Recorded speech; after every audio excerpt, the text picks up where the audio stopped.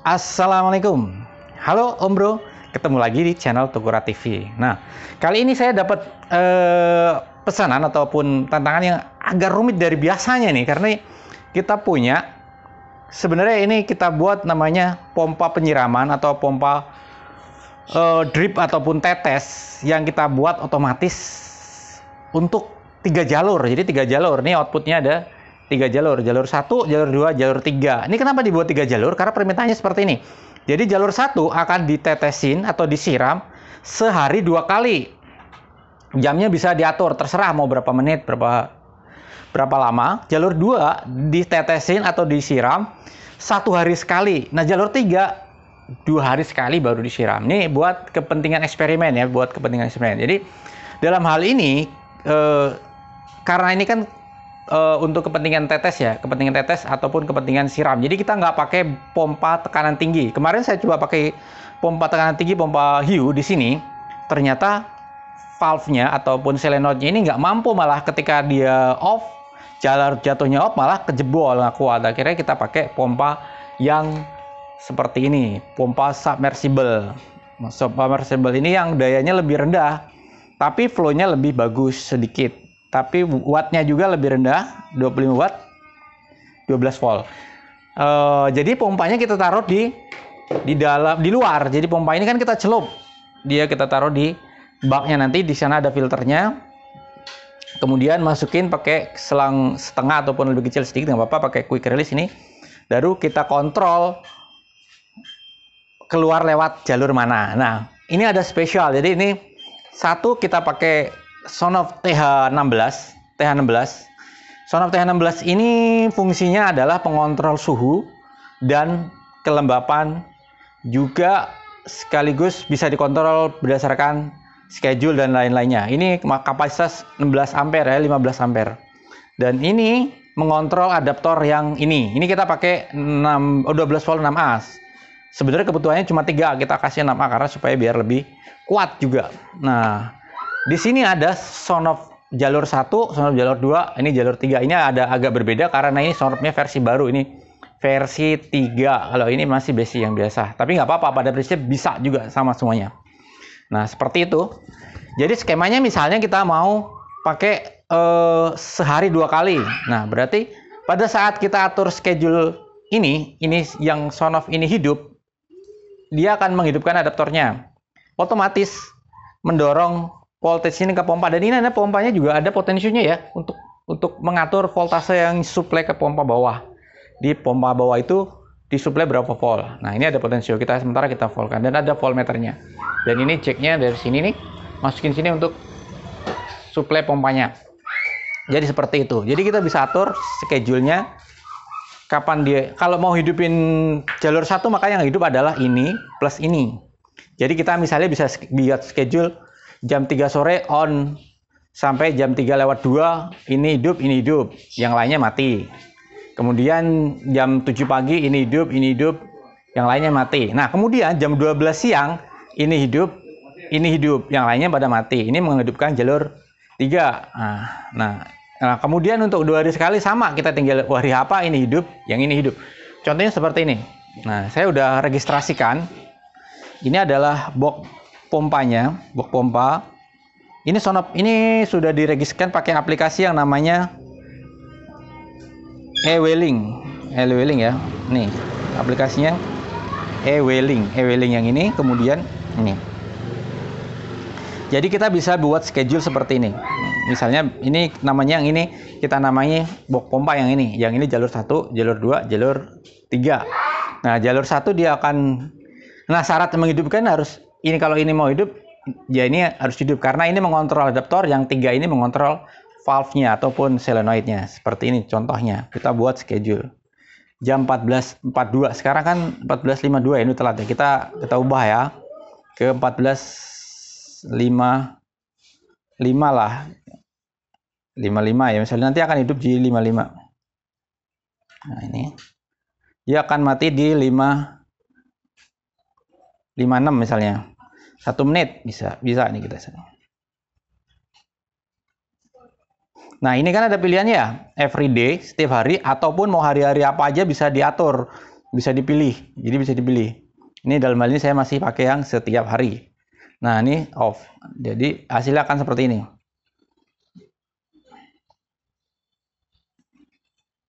Nah, ini 1455 on, 1456 off. Nah, kita atur ini kan baru pompa yang utama ya, menghidupkan adaptor. Jadi kita akan menghidupkan di jalur 3 misalnya. Nah, udah ada schedule belum? Nah, ini kan jalur 3 ya. Kita dihidupkan di jalur 14553 tadi ya. Kita lihat 55. Sekarang berapa sih? 54, 55 ya. 55 on. Ini kurang 1 menit lagi nih. Kalau saya telat setting biasanya suka keduluan. Kadang-kadang agak lambat nge-save-nya. Nah, itu kan agak nge-fail. Jaringannya kadang-kadang lelet. PV-nya agak lambat. Nggak mau nge-save. Cara registrasi ini supaya bisa... Aduh, belum ke-save nih. Bisa di internet, nanti ada di videonya sendiri ya. Ini udah belum 56. Majuin. Nah, ini udah tinggal 1 menit lagi ya. Ini pompa ketiga. Nah, kita lihat tinggal. Ini sudah jalur semua pada posisi sekarang ada off semua ya. Nah, ini pompa off udah hidup nih. Nah, sekarang udah hidup nih kelihatan kan. Nah, ini udah masuk nih, lihat ininya semprotannya di keluar tetesannya. Semprotannya di jalur 3.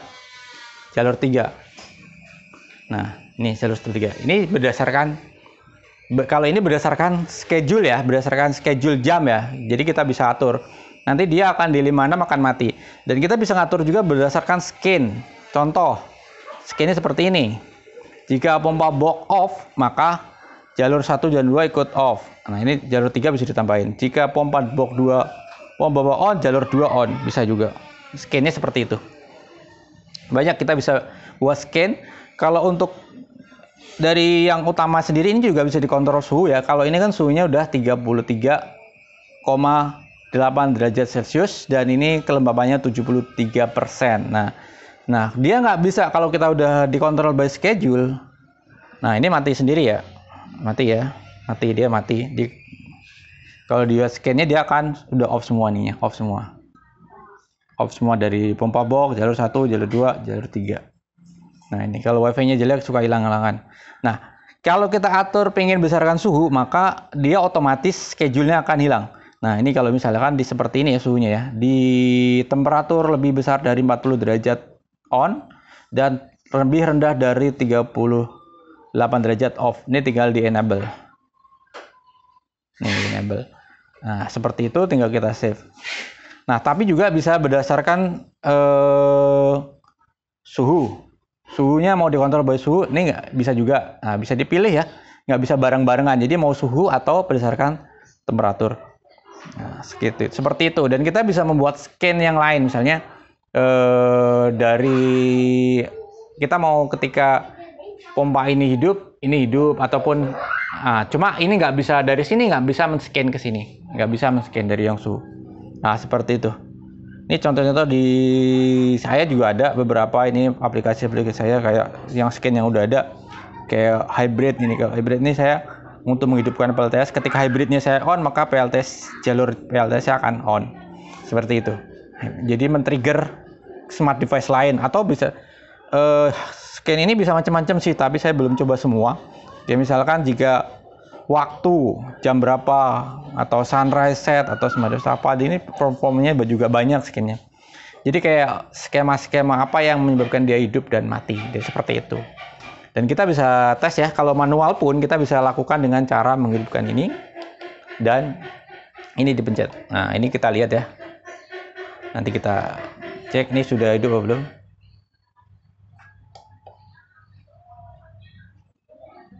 Nah, kita lihat di sketch.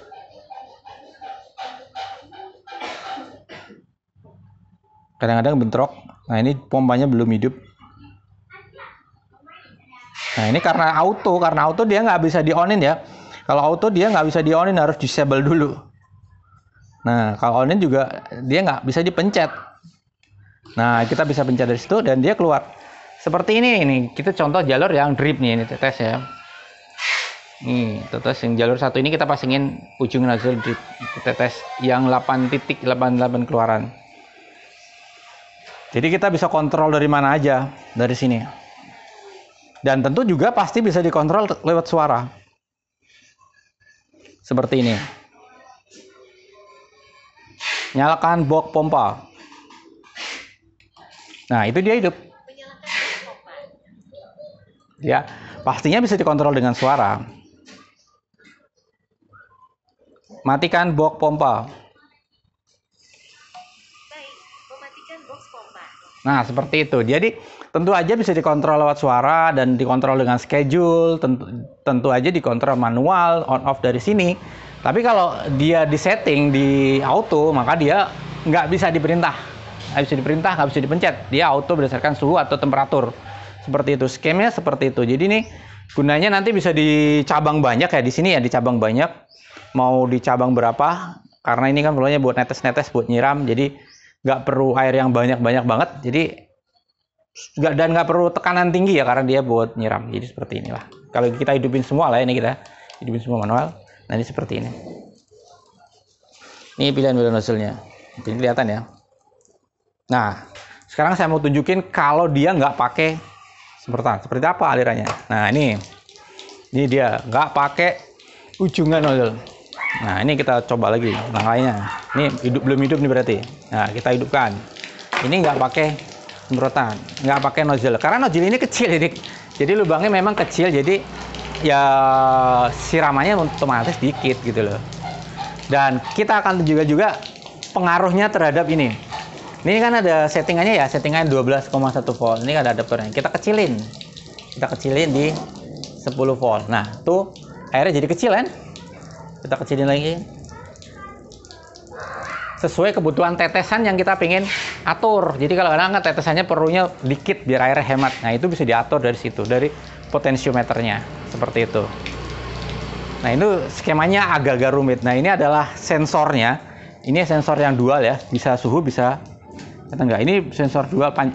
Sayang ini agak pendek.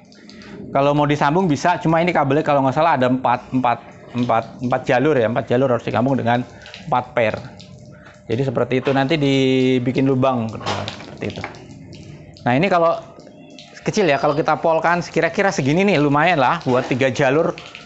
Kalau jalurnya nyala tiga-tiganya, kalau misalnya kita matiin jalur 3 kita matiin, jalur 2 kita matiin, tinggal 1 jalur segitu. Kalau kita nyalakan 2 jalur ke sana atau kita matiin segitu. Kita matikan semua, dari power utamanya mati semua gitu, seperti itu. Nah, itu aja. Ini sebenarnya request dari tadi mana? Pus.